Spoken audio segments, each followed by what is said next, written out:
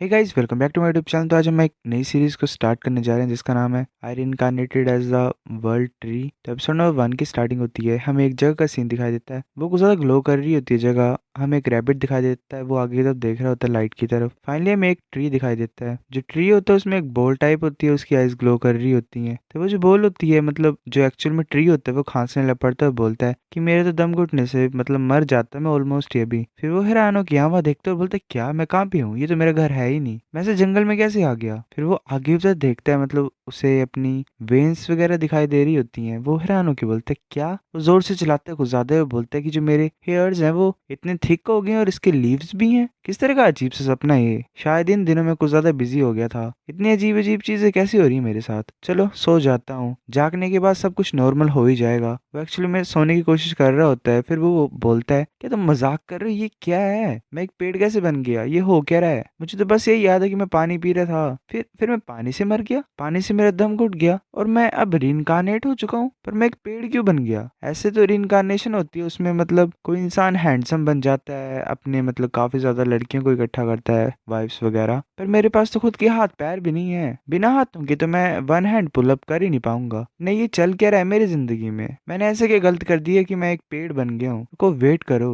पेड़ की तो आंखें होती नहीं है, पर मैं यहाँ वहाँ पूरे तरीके से देख पा रहा हूँ। जो हाइट है इस कैन्यन की वो 100 मीटर्स की हाइट की है। ऐसा देखने से लग रहा है कि मैं दो पहाड़ों के बीच में फंस गया हूँ और ऊपर से इस पेड़ के पास आंखें हैं। ये तो कुछ ज्यादा अनएक्सपेक्टेड चीज है, मतलब ऐसा सोचने से भी मतलब अजीब ही लग रहा है। और मुझे स्मेल भी फील हो रही है। ये ज्यादा फीलिंग है स्मेलिंग से, मतलब एक्चुअल में स्मेल नहीं कर रहा, बस ऐसे फील आ रही है। और मेरी 50 ब्रांचेस हैं, पर मैं सिर्फ अभी एक को ही मूव कर पा रहा हूँ। जो बाकी की 49 हैं वो फिर पूरी कोशिश कर रहा होता है और बोलता है कि ऐसा लग रहा है कि मैं काफी लंबे टाइम से बैठा हुआ था, मेरी जो पूरी बॉडी है वो सुन्न सी हो गई है, मैं कंट्रोल नहीं कर पा रहा हूँ अभी पूरे तरीके से। जो दहाड़ने की आवाज है इन एनिमल्स की, जंगली जानवरों की, उन्हें मैं सुन पा रहा हूँ टाइम टू टाइम। अगर वो यहाँ पे आ जाएंगे और मेरे को तोड़ देंगे तो मैं बच ही नहीं पाऊंगा। एक अकेला वुड पैकर जो होगा वो काफी होगा मेरे को मारने के लिए। फिर वो ऊपर की तरफ देखता है और बोलता है क्या प्लेन है, क्या ये मॉडर्न वर्ल्ड है, शायद टाइमलाइन सेम ही है जब मैं मरा था। फिर जो बीज होती हैं वो उसके आसपास उड़ रही होती हैं। वो बोलता है ये बेकार सी बीज, इतने ज्यादा जोर से क्यों तुम चिल्ला रहे हो। वो अपने एक वेन को यूज करता है और उन दोनों को मार देता है। जैसे वो दोनों मरती हैं उसे एक नोटिफिकेशन टाइप आती है जैसे कि डबल किल। वो हैरान होकर बोलता है क्या डबल किल, वेल मैं इतना तो कर ही सकता हूँ, ये तो एक्सपेक्टेड ही था मुझसे। फिर ऐसे ही उसे फिर से नोटिफिकेशन आती है कि तुमने दो बीज को मारा है, तुम्हें 0.2 इवोल्यूशन पॉइंट्स मिलते हैं। ट्री बोलता है ये एक प्रोजेक्शन ऐसे ही आसमान में मेरे को दिख रही है। उसमें हमें दिखाई दे रहा होता है कि जो ट्री होता है उसका नाम यूजीयू होता है और उसकी बॉडी एक म्यूटेंट विलो की है, मतलब ट्री का नाम है। और जीने का टाइम 20 साल है और टोटल इवोल्यूशन पॉइंट 0.2 है। और खासकर एबिलिटीज की बात करें तो इसकी जो ब्रांचेस है म्यूटेटेड है। वो हर दिन 0.1 इवोल्यूशन पॉइंट्स को पाएगा सनलाइट में रह के, और अगर वो बाकी क्रिएचर्स को मारेगा तो भी इसे इवोल्यूशन पॉइंट्स मिलेंगे। ट्री बोलते हैं कि यूजीयू तो मेरा ह्यूमन नेम है। तभी उसे फिर से नोटिफिकेशन आती है कि तुम अपने 0.2 इवोल्यूशन पॉइंट्स को यूज करना चाहते हो। वो सोच रहा होता है और बोलता है 0.1 मेरे को एक बी को मारने से मिला और 0.1 मेरे को सनलाइट रिसीव करने से मिला। उसे फिर नोटिफिकेशन आती है, उसमें लिखा होता है कि तुम्हारी ब्रांचेस को स्ट्रॉन्ग बनाया जा सकता है। एक ब्रांच को स्ट्रॉन्ग बनाने के लिए तुम्हें 0.1 इवोल्यूशन पॉइंट खर्चना पड़ेगा। वो बोलता है ऐसा लग रहा है कि जो ब्रांचेस है उन्हें मैं स्ट्रॉन्ग बना सकता हूँ, पर ऐसे बेमतलब का मुझे इसे स्ट्रॉन्ग नहीं बनाना है। पहले सोचता हूँ मैं कि किस तरीके से मैं यूज करूँ इन्हें, अपने इवोल्यूशन पॉइंट्स को। उसे काफी ज्यादा जानवरों की आवाजें सुनाई दे रही होती हैं, वो डरा होता है और फिर बोलता है कि चलो मैं इन्हें स्ट्रेंथन ही कर लेता हूँ। वो अपनी 3 ब्रांचेस को ऐसे ही कर लेता है स्ट्रेंथन। वो खुश होता है और बोलता है ऐसा लग रहा है ये मेरे खुद के हाथ हैं। वो हंस रहा होता है और बोलता है अब मेरे पास मेटल की फिस्ट है, मेरे को चिंता करने की कोई जरूरत नहीं है। वो आगे एक मधुमक्खियों के छत्ते को देखता है और बोलता है कि इनकी आवाज कुछ ज्यादा लाउड है, मेरे इवोल्यूशन पॉइंट्स बन जाओ। वो अटैक कर देता है उनके ऊपर और उन्हें खत्म कर देता है। फिर हमें आधे मंथ बाद का सीन दिखाया जाता है। जो ट्री होता है, मतलब यू होता है, उसकी जो सारी जो होती हैं वेन्स वो मतलब उसने स्ट्रेंथन कर ली होती हैं और उन्हें कंट्रोल वो कर पा रहा होता है। वो बोल रहा होता है कि मैंने सारी जो ब्रांचेज है उन्हें स्ट्रॉन्ग बना ली है, अब मैं सुपर ब्रेव कहला सकता हूँ। उसके पास 0.3 इवोल्यूशन पॉइंट्स बचे होते हैं। वो आगे एक स्टोन की तरफ देखता है और बोलता है ठीक है। वो अपने वेन से मतलब उन्हें मिक्स करके अटैक करने के लिए आगे की तरफ फेंकता है उस स्टोन की तरफ। वो स्टोन होता है वो पूरी तरह से मतलब पूरी तो नहीं पर डिस्ट्रॉय हो जाता है कुछ हद तक। यूकुजा हैरान होता है और बोलता है कि मैंने टच भी नहीं किया अभी रोक को, पर जो एयर वेव्स निकली मेरे अटैक से उसी ने ही काफी ज्यादा डैमेज कर दिया इसे तो मैं एक तरीके से किलिंग मूव की तरह यूज कर सकता हूँ। नॉर्मली मैं अटैक नहीं करूंगा एनिमल्स को अपने अटैक से, पर जो हवा का प्रेशर होगा वो इन्हें मार देगा। इस तरीके से एनिमल कंफ्यूज हो जाएगा और मर जाएगा एक ही हिट में। एक मंथ के पहले के टाइम पे मतलब आधे मंथ के पहले के टाइम से मैं काफी ज्यादा लंबा हो गया हूँ। ऑर्डिनरी ट्रीज इतने ज्यादा फास्ट ग्रो नहीं करते जितना मैं कर रहा हूँ, और जो मेरे रूट्स हैं मैं फील कर सकता हूँ कि कंटिन्यूसली जो एनर्जी है सोल से उसे अब्जॉर्ब कर रही है। मैं कर सकता हूँ, अगर मैं कुछ भी नहीं करूँ फिर भी मैं स्ट्रॉन्ग बन सकता हूँ। जो ट्रीज होते हैं वो एनर्जी को बाकी लिविंग बींग से ज्यादा फास्ट तरीके से अब्जॉर्ब करते हैं, और मेरे पास वो चीजें भी हैं जो मेरे पास एज अ ह्यूमन बींग नहीं थी। मेरे पास एक बहुत लंबी लाइफ है, मैं कभी बीमार नहीं पड़ूंगा ना ही मैं थकूंगा। ऐसे जो मेरी लाइफ स्पैन है वो 20 साल की है, पर अगर मैं अपने आप को स्ट्रॉन्ग बनाता रहूंगा और बढ़ता रहूंगा तो मैं डेफिनेटली एक दिन ऐसे एग्जिस्टेंस बन जाऊंगा जैसे कि वर्ल्ड ट्री होता है। मेरे को पढ़ना भी नहीं पड़ेगा ना ही काम करना पड़ेगा, खाने की चिंता नहीं है, कोई भी टेंशन नहीं है। अब मैं इसी तरीके से एक गोड बन जाऊंगा। एक नज़ा कूल है तब वो उसे मतलब बर्ड्स की आवाज़ सुनाई देती है। वो ऊपर की तरफ देखता है, एक बर्ड ने नेस्ट डाली होती है और वहाँ पे कुछ ज़्यादा ही बच्चे होते हैं उसके। वो बता रहा होता है हमें कि कुछ दिन पहले उसने अपनी ब्रांचेस तोड़ी थी कुछ, जो कि मतलब सनलाइट को ब्लॉक कर रही थी। आसपास की ब्रांचेस तोड़ी थी और उसी के रिजल्ट में मतलब एक तरीके से जो बच्चे थे ये नीचे आ गए। वो बोल रहे होते हैं पक्का ही पेरिग्रीन फैल्कन होंगे, ये मीडियम साइज बर्ड होते हैं। जो अडल्ट पेरिग्रीन फैल्कन होते हैं उनकी जो बॉडी लेंथ होती है वो 41 से 50 सेंटीमीटर तक होती है। वो बहुत ज़्यादा फास्ट होते हैं एक तरीके से। वो 270 से 360 किलोमीटर पर आवर की स्पीड से उड़ सकते हैं। जो फास्टेस्ट होता है चीता वो सिर्फ 120 किलोमीटर पर आवर की स्पीड से भाग सकता है। इनकी स्पीड कुछ ज़्यादा खतरनाक है। अब जो पूरा वर्ल्ड है वो पूरी तरह से चेंज हो गया है, तो डेफिनेटली मेरी तरह भी और ज़्यादा एग्जिस्टेंस होंगी यहाँ पे। मेरी अभी सिर्फ यही है दिक्कत कि मेरे पास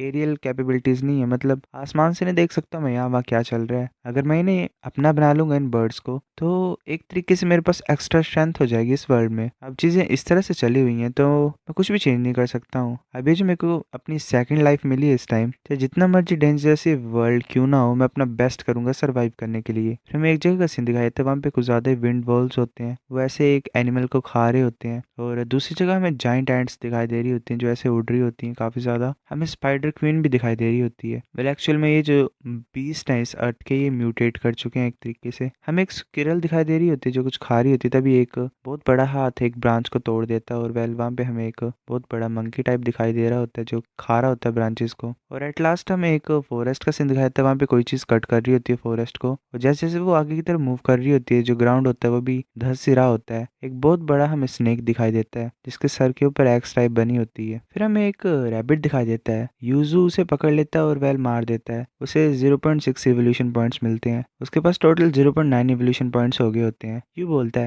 मैंने काफी सारे लंबे टाइम से एनिमल्स को नहीं मारा है, चलो मीट मिल गया। अब वो जो रैबिट होता है उसे उन बर्ड्स को खिला देता है और वो जो बर्ड्स होती हैं वो उसे एकदम से खत्म कर देती हैं। यू सोच रहा होता है कि ये तो कुछ ज्यादा डरावना है, तभी उसे सनलाइट से 0.1 इवोल्यूशन पॉइंट मिलता है। उसका टोटल इवोल्यूशन पॉइंट 1 पॉइंट हो जाते हैं। वेल 0.1 चला हुआ था, अब टोटल 1 हो गया। यूजू बोल रहा होता है फाइनली मुझे कुछ तो इवोल्यूशन पॉइंट्स मिले। वो सोच रहा होता है कि मुझे 50 ब्रांचेस है वो मैंने स्ट्रेंथन कर ली हैं। नेक्स्ट टाइम मैं अपनी रूट्स को स्ट्रॉन्ग बनाता हूँ, फिर फाइनली अपने ट्रंक को भी स्ट्रॉन्ग बनाऊंगा। हमें दिखाई देता है कि उसके पास जो ब्रांचेस है वो 50 है, रूट्स 9 और ट्रंक एक ही है। वो सोच रहा होता है कि ये अजीब है क्योंकि मतलब सिर्फ एक ही इवोल्यूशन पॉइंट चाहिए मेरी रूट को स्ट्रेंथ करने के लिए। ये ट्री ब्रांच की साइज से 10 गुना ज्यादा है। इससे पता लगा ही सकते हैं हम कि ट्री की रूट्स कुछ ज्यादा इंपॉर्टेंट है। शायद मैं ग्राउंड को भी छोड़ के जा सकूं और भाग सकूं। अगर मैं अपने रूट्स को स्ट्रॉन्ग बनाता रहूं तो उसे नोटिफिकेशन आती है कि क्या तुम इवोल्यूशन पॉइंट्स को यूज करना चाहते हो एक को अपनी रूट को स्ट्रेंथ करने के लिए। वो यस कर देता है, तभी उसकी रूट में चेंजेस आ रहे होते हैं। वो बहुत जोर से चलाता है, उसकी जो रूट्स होती है वो निकल रही होती है ग्राउंड से, और वो बोल रहा होता है कि इतना ज्यादा पेनफुल क्यों है। फिर फाइनली प्रोसेस के बाद सब कुछ कंप्लीट हो जाता है, शांत हो जाता है वो, और बोल रहा होता है कि इतनी ज्यादा दर्द क्यों हुई मुझे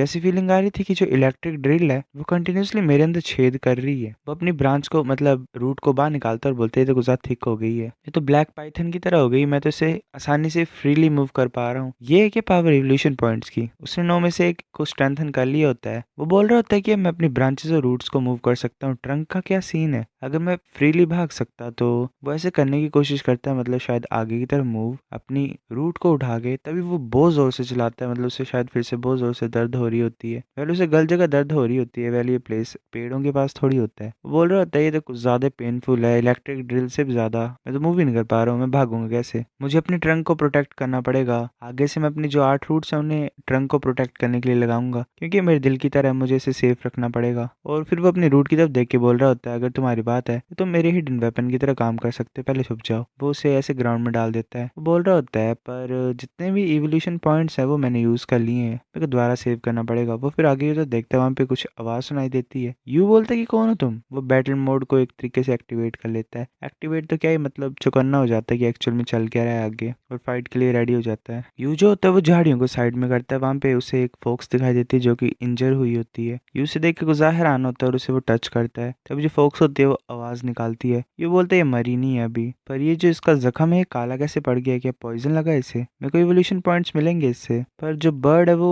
इसे खा नहीं सकती है। तभी उसे एक नोटिफिकेशन आती है कि जो ब्रांच का सैप है, मतलब कुछ लिक्विड टाइप होता है ट्री का, ये किसी भी टॉक्सिन को हटा सकती है, मतलब एज अ एंटीडोट काम कर सकती है, और ये फिजिकल स्ट्रेंथ को भी रिकवर कर सकती है। पर इसे यूज करने के बाद जो ब्रांच की स्ट्रेंथ है वो खत्म हो जाएगी, मतलब जिसने यूज की थी अपनी स्ट्रेंथिंग करना, और वो नॉर्मल स्टेट में आ जाएगी। यूजू सोच रहा होता है, अगर ऐसी बात है तो मैं पॉइजन को खत्म कर देता हूँ, बाद में मैं इसे मार दूंगा, इस तरीके से मेरे को एवोल्यूशन पॉइंट्स मिल जाएंगे और जो बर्ड है उन्हें मैं खाना खिला दूंगा। वैसे हंसते हुए बोल रहा होता है, तो चलो मैं एवोल्यूशन पॉइंट्स का यूज करता हूँ, मतलब फिर मुझे एवोल्यूशन पॉइंट्स मिलेंगे और मैं अपनी ब्रांचेस को दोबारा स्ट्रॉन्ग बना लूंगा। मैं कितना ज़्यादा स्मार्ट हूँ। वो जैसे ही अपने लिक्विड टाइप को डालता है उस फॉक्स के ऊपर, तो हीलिंग इफेक्ट स्टार्ट हो जाता है। नोटिफिकेशन आती है कि जो ऑर्गेनिज्म है उसमें पॉइजन था, पॉइजन पूरी तरह से रिमूव कर दिया गया है। वॉन्ड्स जो थे, मतलब जख्म, उसकी भी ब्लीडिंग रोक दी गई है और हीलिंग स्टार्ट हो रही है। स्टेमिना भी रिस्टोर हो रहा है। यूजू बोलता है हंसते हुए, तो अमेजिंग है, मैं खुद सा स्ट्रॉन्ग हूँ। तभी जिसने अपनी ब्रांचेस स्ट्रॉन्ग बनाई होती हैं 50, वो 49 ही रह जाती हैं। जो फॉक्स होती है वो पूरी तरह से ठीक हो जाती है और खड़ी हो जाती है। यूजू बोलता है, अब तुम पूरी तरीके से ठीक हो गए तो मेरे एवोल्यूशन पॉइंट बन जाओ। वो उस फॉक्स की तरफ अपने सभी वेन से अटैक करने लग पड़ता है, पर जो फॉक्स होती है वो बड़े प्यार से देख रही होती है यूजू की तरफ, और यूजू के पास आके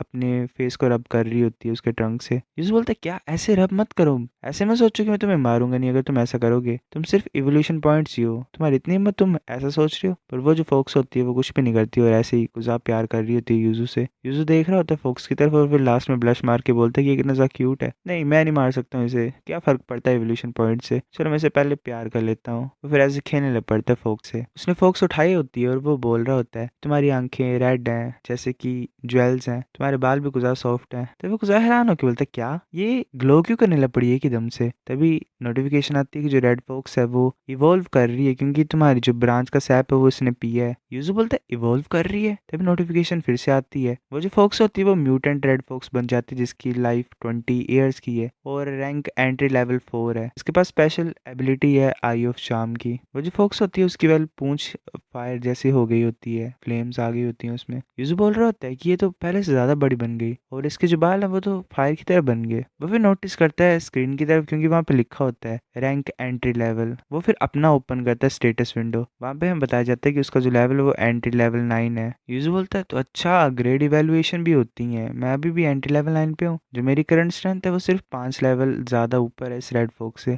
ऐसा लग रहा है जो एसेंस ऑफ लाइफ है वो अकेले वॉन्ड्स को नहीं हील कर सकती है, पर क्रिएचर्स के इवोल्यूशन को भी जल्दी कर सकती है। और ये जो एंट्री लेवल वगैरह है, ये ग्रेड मुझे फ्यूचर में अच्छे तरीके से समझना पड़ेगा कि क्या चीजें हैं ये। सबसे ज्यादा इंपॉर्टेंट चीज यही है कि मुझे ये समझना पड़ेगा कि मेरे और मेरे एनिमी के बीच में कितना बड़ा गैप होगा। शायद फ्यूचर में मैं एंट्री लेवल से फर्स्ट ऑर्डर में जा सकूं, फिर थर्ड ऑर्डर, फिर सुपर ऑर्डर, फिर फाइनल ऑर्डर। शायद मैं इतना पावरफुल भी बन सकूं कि कोई भी लेवल ही ना हो। मेरे को फीलिंग आ रही कि मेरी लाइफ नहीं, जो मेरी ट्री की लाइफ है वो ऑलरेडी एक वंडरफुल न्यू लाइफ में डेवलप हो गई है। क्या मैं अब ट्री मैन हूँ? पर बात यह कि ये आए क्यों यहाँ पे, क्या ह्यूमंस इसके पीछे पड़े हुए थे? क्योंकि इसके जो बाल है वो देखने से कुछ ज्यादा वैल्यूएबल लग रहे हैं। ऐसा लग रहा है वो जो जख्म था इसकी बॉडी के ऊपर वो एक एरो से आया था। मैं भी तैयार नहीं हूँ ह्यूमंस के साथ मिक्स होने के लिए। अगर मेरी किस्मत खराब हो जाएगी और इंसान मुझे देख लेंगे तो मुझे एज अ ड्राइड देखेंगे और मुझे पीसेस में कट कर देंगे। वेल ड्राइड फॉरेस्ट स्पिरिट होती है एक, अगर तुमने कॉमिक्स पढ़ी है तो तुम्हें पता होगा। वो सोच रहा होता है कि एक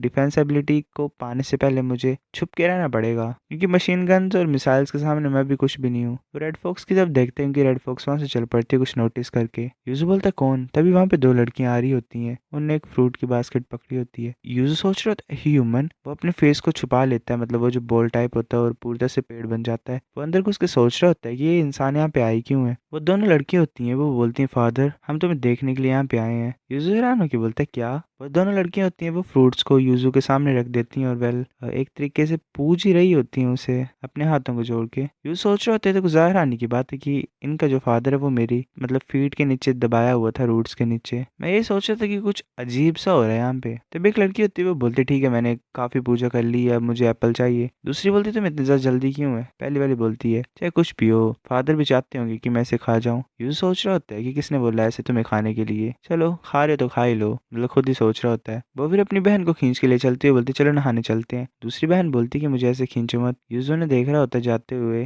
पहले इसके मन में उल्टे ख्याल क्यों आ रहे हैं, मेरे को ऐसा लग रहा है। एक घुस जाती है पानी में और वो बुला रही होती है अपनी बहन को भी। दूसरी बहन बोलती है ठीक है। वो ऐसे अपने क्लोथ्स खोलती है और पानी में घुस जाती है। वो ऐसे नहा रही होती है और ऐसे मतलब मस्ती कर रही होती है आपस में। तब जो ट्री होता है वो बोल रहा था क्यों क्यों मैं पीछे क्यों नहीं देख पा रहा हूँ, ये पेड़ मुझे क्यों ब्लॉक कर रहा है। मतलब एक्चुअली में बोल है तो पीछे इसी का ही शरीर है। वो सोच रहा होता है कि मैं थोड़ा भी मूव क्यों नहीं कर पा रहा हूँ। वो पूरी कोशिश करता है ऐसे मोड़ने की, तब उसे कुछ ज्यादा दर्द होती है फिर से अपने ट्रंक में। वो ऐसे रो ही रहा होता है दर्द के मारे। फिर ऐसे रात हो जाती है, वो देख रहा होता है उसकी फोक्स भी सोई होती है और वो जो लड़की होती है वहां से चल पड़ती है। वो सोच रहा होता है कि दोबारा कभी यहाँ पे मत आना। वो दोनों बोलती हैं कि ठीक है हम दोबारा मिलेंगे फादर। यीशु ने जाते हुए देख रहा होता है। फिर ऐसे एक हफ्ता ऐसे निकल जाता है। ये जो शांति भरी कैनियन थी इसमें हर तरह के खतरे मौजूद थे। वहां पे एक ईगल होती है वो उसे चिल्ला रही होती है। तभी जो फैल्कन होते हैं कुछ ज्यादा ही वो अटैक कर देते हैं उस ईगल के ऊपर। पहले यूजू के पिलग्रिम फैल्कन होते हैं जो एंटी लेवल 3 पे पहुंच के होते हैं, वो सब मिलके उस ईगल के ऊपर अटैक करते हैं। वो जो ईगल होती है वो पूरी तरह से ठीक होती है। वो म्यूटेंट गोल्डन ईगल होती है जो 60 साल की होती है, मतलब जिसकी एज टोटल, और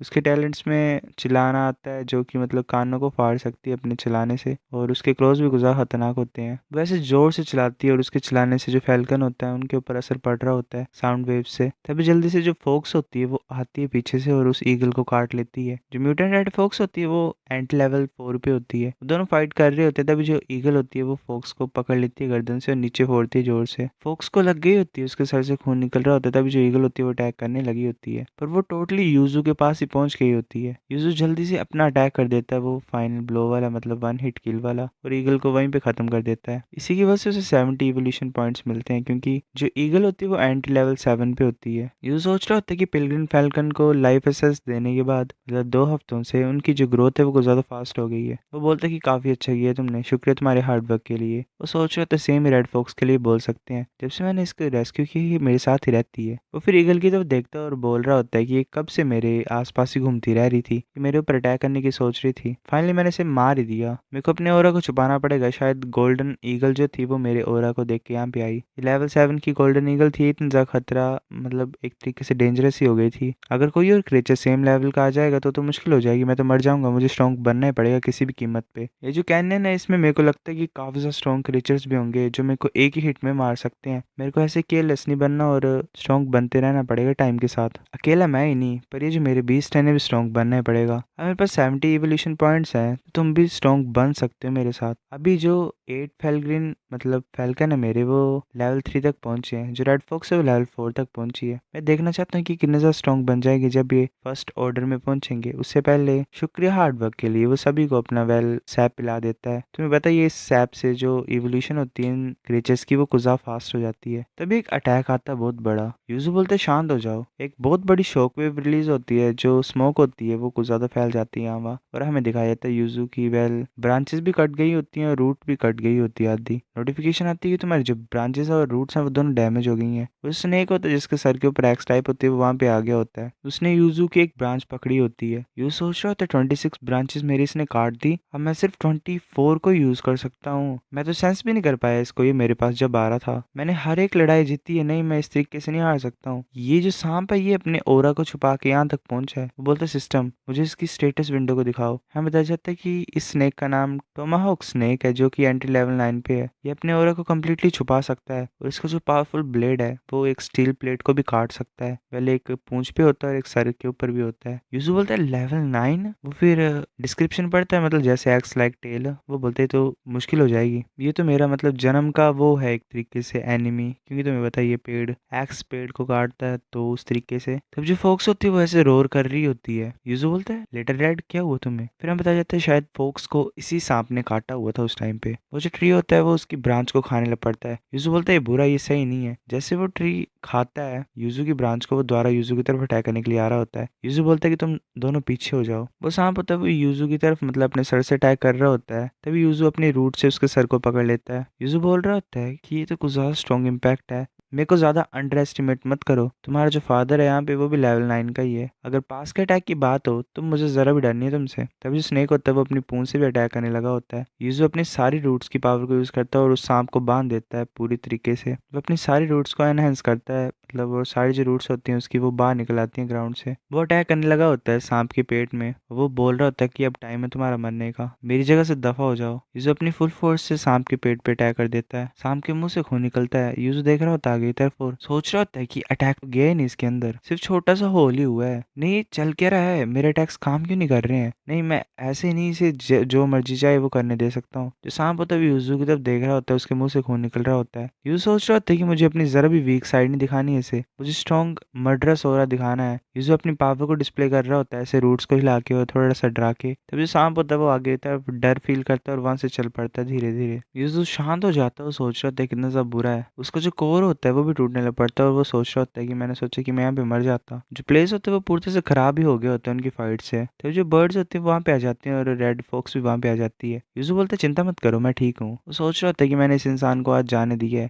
मैं डेफिनेटली आगे कभी ये आया तो मैं इसे जिंदा नहीं छोड़ूंगा। आज की सिचुएशन सब उस सांप की गलती है, या फिर ऐसा भी है कि मैं भी बहुत ज्यादा कमजोर हूँ। ये इम्पॉसिबल है थोड़े टाइम में स्ट्रॉन्ग बनना। वो जो टोहमक स्नेक है उसने मेरी एनर्जी को टेस्ट कर ही लिया होगा, वो डेफिनेटली जब स्ट्रॉन्ग बन जाएगा तब आएगा मेरे ऊपर अटैक करने के लिए। अगर ऐसा होगा तो मैं तो अपनी सिर्फ मौत का इंतजार करूंगा। जो मेरा कोर है वो भी टूट रहा है क्योंकि मैंने अपनी 8 रूट को एक ही दम से स्ट्रेंथन किया। क्या हो रहा है, सारी किस्मत ही खराब है मेरी। वो फिर देखता है अपने मतलब उसे नोटिफिकेशन आता है, उसमें लिखा होता है कि तुम फर्स्ट ऑर्डर में असेंड करना चाहते हो, 10 इवोल्यूशन पॉइंट्स चाहिए तुम्हें। यूजू देख रहा होता है आगे की तरफ, एंटी लेवल 9 पे था तो फर्स्ट ऑर्डर पे होगा अब। वो हैरान होके बोल रहा होता है कि जैसे कि मैंने सोचा था, एंटी लेवल के बाद फर्स्ट ऑर्डर आता है, फिर सेकंड ऑर्डर आता है, फिर थर्ड ऑर्डर आता है। बाकी भी स्ट्रॉन्ग है पर मुझे भी स्ट्रॉन्ग बनना पड़ेगा क्योंकि मैं दोबारा इस तरह की सिचुएशन को कभी फेस नहीं करना चाहता हूँ। वो ऐसे ही इवोल्व होने लग पड़ता है, बोलते है कि मुझे इवोल्व होना ही पड़ेगा। साथ में जो उसकी फोक्स होती है वो एंटी लेवल 7 पे पहुंच जाती है और उसके जो फैल्कन्स होते हैं वो एंटी लेवल 5 पे पहुंच जाते हैं। आठों के आठों ही। यूजू बोल रहा होता है ऐसा लग रहा है कि मेरी इवोल्यूशन की वजह से इनके ऊपर भी काफी ज्यादा इफेक्ट पड़ा है। जो रेड फॉक्स है और जो फैल्कन्स है वो दोनों इवोल्व हो गए हैं। जो मेरे ऊपर हो रहा है वो इनको भी इफेक्ट कर रहा है। वो बोलते है कि तुम जाओ आठों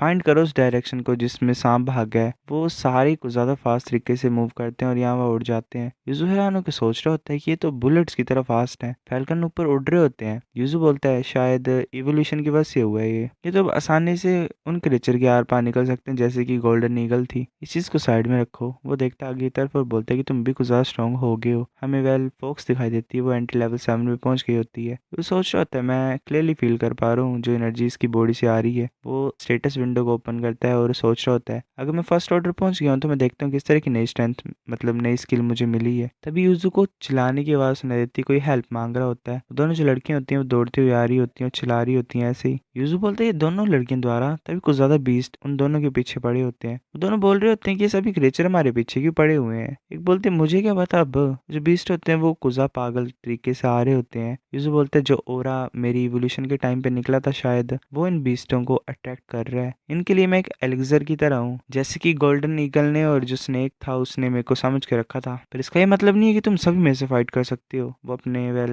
पावर को डिस्प्ले करता है, रिलीज करता है। जो बीस्ट होते हैं वो डर जाते हैं एक तरीके से, पर फिर भी वो आगे बढ़ना नहीं रुकते हैं। वो पूरी तरह से लड़कियों के पास ही पहुंच जाते हैं। तभी एक वेल शॉकवेव टाइप रिलीज होती है। वो गर्ल्स जो होती है वो पीछे देखती है हैरानी से। वहाँ पे जो रेड फॉक्स होती है वो पहुंच गई होती है और उसने एक बीस्ट को खत्म कर दिया होता है। रेड फॉक्स देख रही होती है उन दोनों लड़कियों की तरफ घूर के। दोनों लड़के चिल्लाती हैं जोर से। जो बीस्ट होते हैं वो रेड फॉक्स को हर तरफ से घेर लेते हैं और उसकी तरफ अटैक करने लगे होते हैं। तभी जो फैल्कन होते हैं वो हर डायरेक्शन से उन बीस्टों को मार रहे होते हैं उनके आर पार निकल के बुलेट्स की तरह। एक लड़की बोल रही होती है जो फोक्स हैं और ये बर्ड्स हैं ऐसा लग रहा है ये मेरी हमारी हेल्प कर रहे हैं। दूसरी बोलती है देखने से ऐसा लग रहा है कि एनिमल्स के बीच में वर्ल्ड वार हो रही है। अब ये जो बाकी बीस्ट हैं तो हमारे पास ही नहीं आ रहे हैं। यूजू बोलता है कि फैल्कन रेड फॉक्स तुम पीछे हट जाओ, मैं नेक्स्ट अटैक करूंगा। मैंने बताना चाहता हूँ कि किस तरह का मॉन्स्टर इस जगह पे रहता है और वो फेस करेंगे। वो अपनी सारी रूट्स को निकाल देता है। वो बोलता है कि मैं इन सभी को मार दूंगा आज। वो दोनों लड़कियां मतलब उसको देख के बेहोशी हो जाती हैं एक तरीके से। यूजू बोलता है कि तुम सभी आ जाओ मेरे ऊपर अटैक करने के लिए। वो सभी बीस्ट होते हैं, वो यूजू की तरफ आ रहे होते हैं। यूजू अपनी रूट्स का यूज कर रहा होता है एक तरीके से। एक लेपर्ड आ रहा होता है यूजू की तरफ। यूजू अपनी रूट से उसके सर को ही काट देता है, पूरी तरह से डिस्ट्रॉय कर देता है। यूजू बोलता है अगर तुम यहाँ पे आ गए हो तो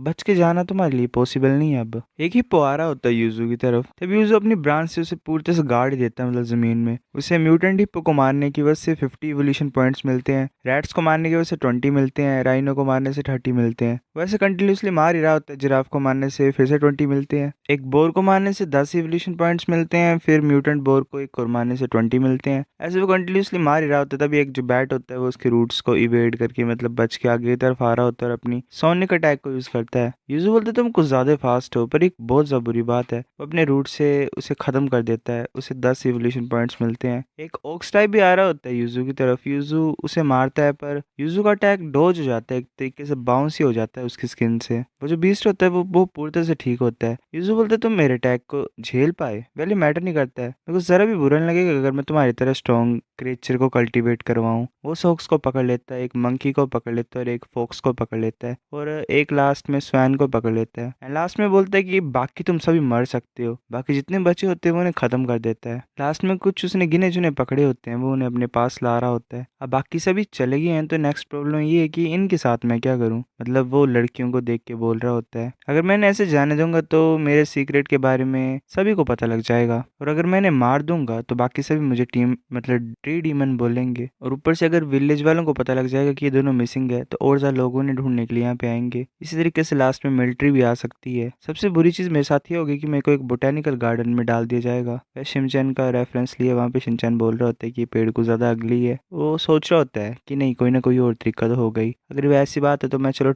अपना बेस्ट ही ट्राई कर सकता हूँ। तब जो लड़की होती है वो जाग रही होती है और यूजू की तरफ देखती है। वो कुछ ज्यादा डर जाती है। यूजू अपनी रूट को उनकी तरफ ला रहा होता है। लड़की बोलती है ये तो हमारी तरफ आ रहा है। यूजू जमीन की तरफ जाता है और लिखता है कि तुम्हारा फादर हूँ मैं। यूजू सोच रहा होता है अच्छी बात है कि मेरे पास इंसानी मेमोरीज है अपनी प्रीवियस लाइफ की, और मुझे पता है कैसे लिखना है। ये देख के वो दोनों लड़कियां सुन्न हो जाती हैं। वो सोच रहे थे किस तरह का एक्सप्रेशन है। बिलीव कर लो कि मैं तुम्हारा फादर हूँ, मैं एक पेड़ बन गया हूँ। वो सोच रहा था कि मैंने इन्हें खतरों से बचाया है। जल्दी करो, बिलीव कर लो कि मैंने तुम्हें बचाया, और ये जो भी बोल रहा हूँ मैं ये सच है। अगर ये काम नहीं करेगा तो अकेला तरीका मेरे पास यही होगा। वेल मारने की सोच रहा होता है। एक लड़की बोलती है जल्दी से नाम बताओ मुझे, और मेरा सबसे बड़ा सीक्रेट क्या है। यूजर सिस्टम को ओपन करता है, उसमें नाम लिखा होता है उसका। ही जाओलिंग 14 ईयर की होती है। उसमें उसका मतलब सीक्रेट भी बताया होता है, लाइक वो ईयर न्यू को पसंद करती है जो कि पास के विलेज का है। दूसरी लड़की ही जाओ क्विंग होती है जो 14 साल की होती है। वो अपनी बहन और ग्रैंड माँ का ध्यान रखने के लिए उसने स्कूल छोड़ दिया था और वो काम करना उसने स्टार्ट कर दिया था। तो 14 साल की है, क्या ही काम करती होगी। यूजर नॉर्मली एरनू का नाम लिख देता है जमीन के ऊपर। वो जो लड़की होती है वो कुछ ज्यादा ही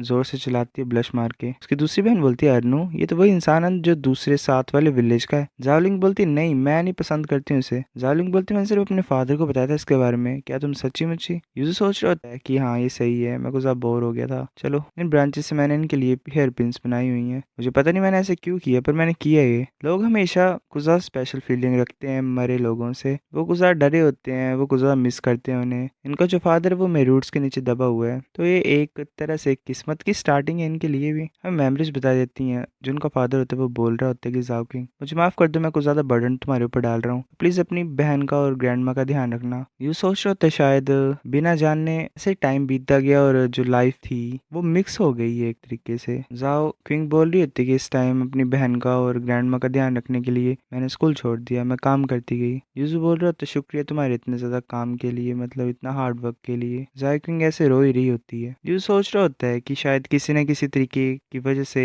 इस टाइम पे इस लाइफ में मैं इनके फादर के साथ फ्यूज ही हो चुका हूँ, मतलब एक तरीके से उनकी सोल के साथ। साथ में वो जो बर्ड होती है और जो फोक्स होती है वो भी देख रहे होते हैं। जाइलिंग और जाओकिंग सुना रही होती है ऐसे कहानी की पास्ट 2 मंथ में कुछ ज्यादा अजीब अजीब चीजें हो रही हैं। लास्ट मंथ में एक जो प्लेन था उसके सामने कुछ ज्यादा ही क्रो आ गए थे। लैंड होने से पहले वो एकदम से गायब हो गया और एक बहुत बड़ी ब्लैक शेडो पैसिफिक ओशन की गहराइयों में दिखाई दी है। उसने एक बहुत बड़ी शिप को ऐसे ही निगल लिया। एक्सपर्ट्स ये बोल रहे हैं कि कुछ अननोन सा सब्सटेंस है इस एयर में, और वही अननोन सब्सटेंस ऐसा जो इन म्यूटेशंस को कॉज कर रहा है। ईस्टर्न पीपल जो है वो इसे स्पिरिचुअल पावर बोल रहे हैं, और जो वेस्टर्न पीपल है वो इसे मैजिक बोल रहे हैं। यूजू बोल रहा होता है कि मैंने एक्सपेक्ट नहीं किया था कि इतनी ज़्यादा चीज़ें आउटसाइड वर्ल्ड में हो रही हैं। जावलिंग बोलती है कि मैंने पहले बिलीव नहीं किया था इस न्यूज़ की तरफ, पर अब मैं बिलीव करती हूँ। वो यूजू की तरफ देख के ऐसा बोल रही होती है। यूजू ब्लश मार रहा होता है, मतलब एक तरीके से गिल्टी फील कर रहा होता है क्योंकि इसने बहुत बड़ा झूठ बोला होता है। तभी यूजू को कुछ फोक्सिस की आवाज़ सुनाई देती है। जावलिंग होती है वो मीट लेके जाती है और बोलती है कि ये लोग कुछ एनिमल का मीट खाओ। यूजू बोलते है कि जावलिंग की बच्ची जो बीस्ट होते हैं वो कुछ ज़्यादा जोर से ऐसे ही मतलब चिल्ला ही रहे होते हैं और घूर रहे होते हैं जावलिंग की तरफ। तभी जो रेड फोक्स होती है वो उन सभी फोक्सिस को डराती है और जो बाकी की फोक्सिस होती हैं वो डर जाती हैं और चुप हो जाती हैं। जावलिंग बोलती है कि अब बड़े प्यार से खा रहे हैं, तुम तो कुछ ज्यादा अमेजिंग हो लिटिल रेड फोक्स। यूजू बोलते हैं